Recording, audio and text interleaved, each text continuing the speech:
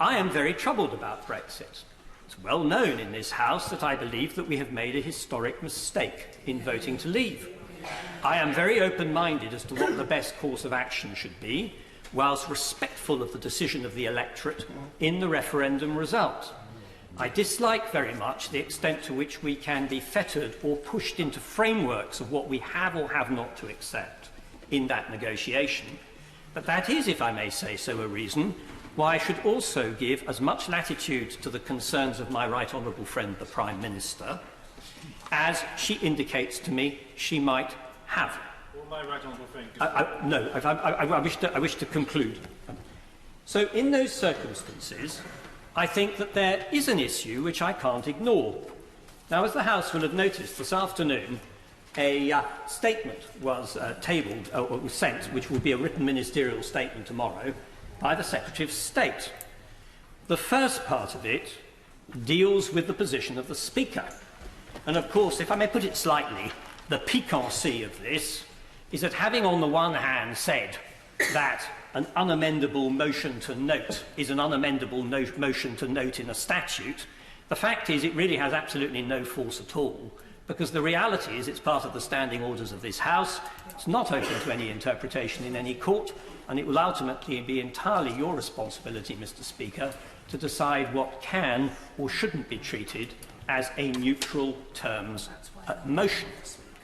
So actually it highlights the fact that although this debate has been about trying to provide assurance, not just in this House, but to many, many members of the public outside who are worried about the end of this process and what might happen, though it's been designed to provide assurance, the truth is the assurance doesn't lie in the words of the statute, except insofar as the statute is the word of the government.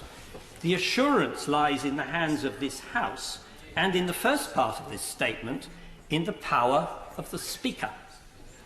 I then insisted that a second piece be put into it, which I will read out. It says, if I may say so, it's something which ought to be blindingly obvious. The government recognises that it is open for ministers and members of the House of Commons to table motions on and debate matters of concern, and that, as is the convention, parliamentary time will be provided for this. And the truth is that if this House chooses to debate matters, including matters on which it may wish to have multiple motions, the reality is that if we wish to exert our power to do it, we can.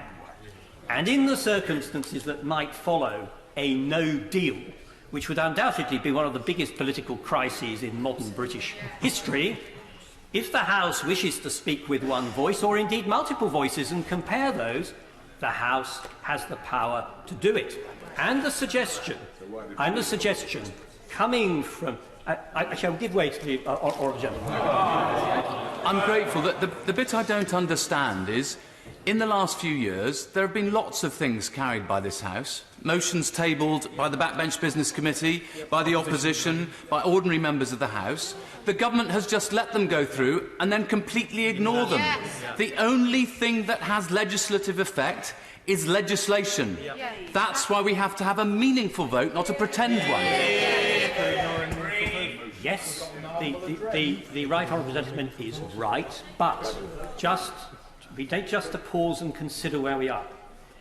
If we accepted if the government were to concede the motion as drafted, the amendment as drafted in the laws for an amendable motion, it must be understood by the House that the government could ignore it. And I can assure the House it would not be enforceable in any court of law. No, it's really got to be understood. It would not.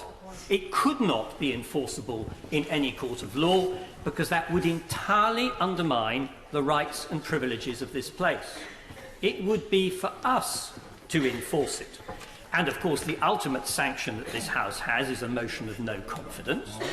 But, short of that, there are other means by which the House can, in fact, bring its very clear view to bear on the government. Now, in view of that acknowledgement... No, I won't. Sorry. In view of that acknowledgement, I have to say I weigh that and the clear words of this statement against what my right honourable friend, the Prime Minister, has told me about her anxieties.